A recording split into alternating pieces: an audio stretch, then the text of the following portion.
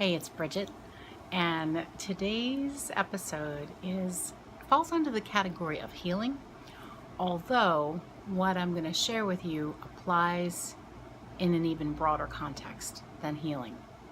It applies to manifesting or actualizing what you want in your life, and also applies to being able to see all possibilities.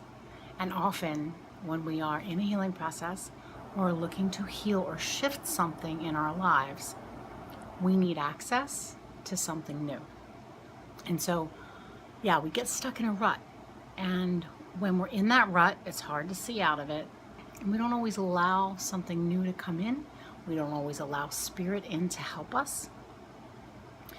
We will say, I want help. I want help. But we're not actually fully accessing all the possibilities that there are for help. Because what we do is we limit how help can come through. We sometimes think that if we need to buy a new car or we need a new vehicle, that the only way that we can get it is if we can afford a higher car payment. And so therefore, we don't see any other way if we can't afford that car payment. And what we can do and what we should be doing is recognize that there are many other possibilities for how we manifest or actualize something. There are many other possibilities for how healing can occur outside of the box that we want to keep ourselves in, or outside of the box we think potential exists in. I hope that makes sense. So there are many potentials, many possibilities for getting the new vehicle. Having the ability to pay for a more expensive car payment or to pay the car payment is only one possibility for getting a new vehicle. Another possibility would be that someone could be selling a vehicle because their grandparents died and they need to get rid of it. It's brand new, it meets all your specifications, and it's really affordable. Another way that vehicle could come through is that somebody could gift you a vehicle or offer to help you to pay for a vehicle. Now, I know what you're probably thinking. Oh, how is that possible?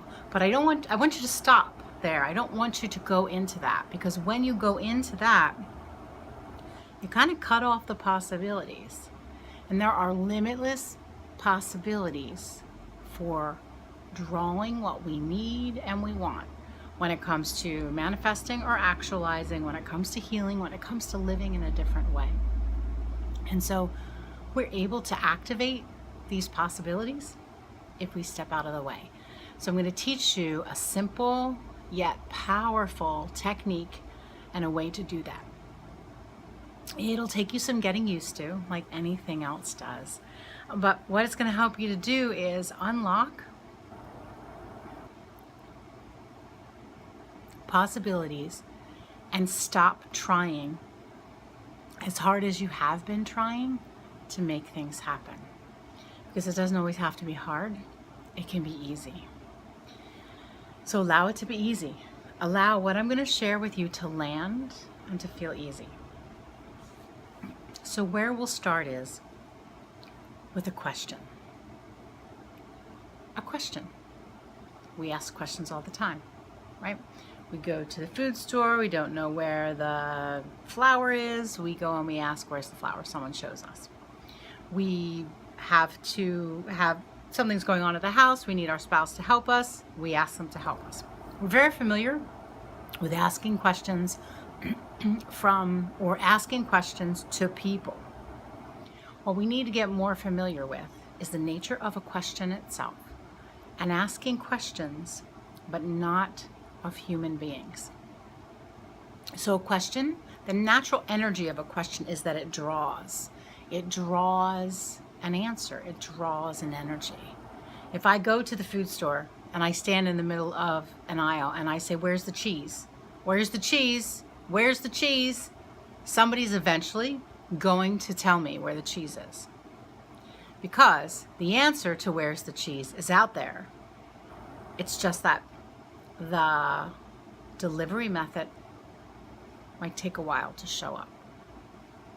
So the nature of a question draws an answer. What we want to do is play in the nature of the question and allow the answers to be drawn to us. Kind of like a healing salve draws out the splinters, or like a magnet pulls towards itself the filings. And that's how we want to use questions. And that's a way that we can use questions, but it's not a way that we're trained to use questions. So because a question magnetizes an answer, the answer that's magnetized and drawn into the question can be from anywhere. The answer can be from your spouse. It can be from the guy next door.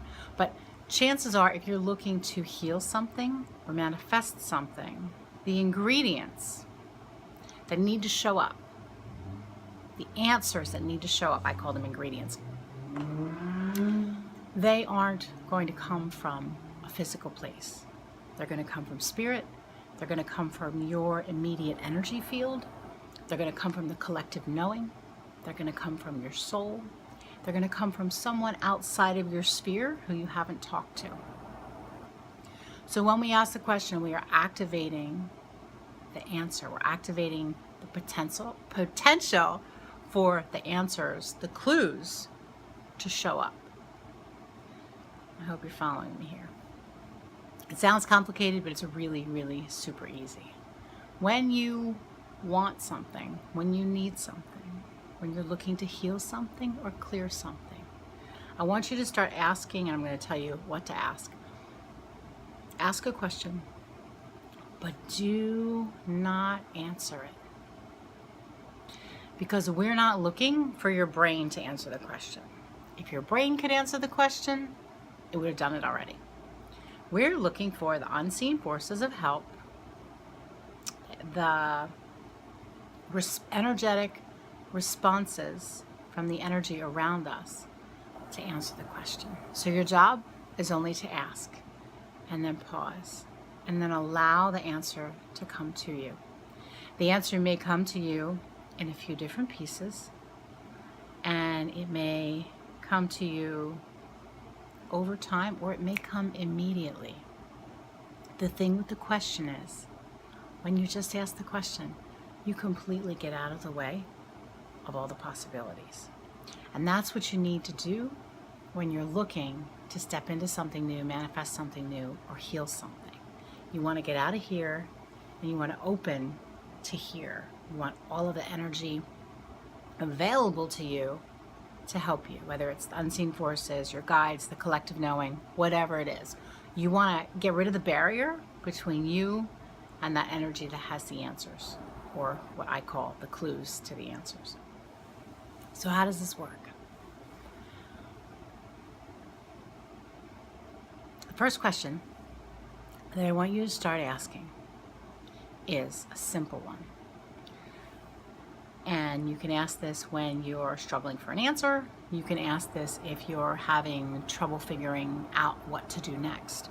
You can ask this if you're not sure what to do. And that is the question of, what else is possible here? What else is possible for me to have the new vehicle? I'm using the vehicle as an example because I talked about it earlier. What else is possible for me to understand what's happening in my body? What else is possible for this healing process to unfold? So when you ask what else is possible, all of the little answers and the clues to the answers, they start to gravitate towards that question. And they come into your consciousness because you're not looking for them. They're able to be revealed because you pulled them in with a question that's like a drawing salve. I use this technique all the time, and I have found lost objects this way.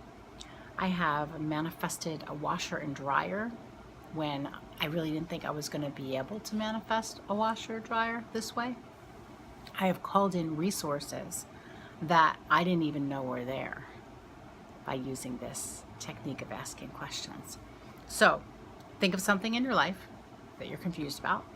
Think about something in your life that you're not quite sure about or you need help with. And ask, what else is possible here? And then leave it. Next question that you can ask is, what would it take for? What would it take for that vehicle to show up in my driveway? And when you ask that, all of the ingredients, all of the clues, all of the answers are going to start to magnetize to that question, because you're not getting in the way of it by trying to find an answer. I think you're probably getting it now. So what would it take for that new car to show up? What would it take for my mom to stop badgering me about whatever? What would it take for my kid to really understand that I'm trying to help him? What would it take for my boss to lay off? What would it take for my gifts to be fully known and fully shown? What would it take? And then whatever it would take, those clues, those ingredients are going to start to become clear, and they're going to come into your field. So there's many other questions that we can ask, but we're going to start with these. What else is possible, and what would it take? You got it? What else is possible, and what would it take for, and you insert whatever it is that you want. And remember, the key here is to ask the question and not answer it. Go about your day and let it bubble up. Don't try to figure it out. We spend so much time trying to figure it out. We don't need to do that nearly as much as we do. And when we let go of needing to figure it out, all of these resources come in from the ethers. All the potentials are available to us. So let that sink in. Watch this again if you need to. Write down what else is possible and what would it take for ... and start utilizing them. Then come over to the group and let me know what you noticed, what you became aware of. And of course, if you have any questions, I want to hear them too. Okay, I'm excited to hear how this goes for you. I'll talk to you soon.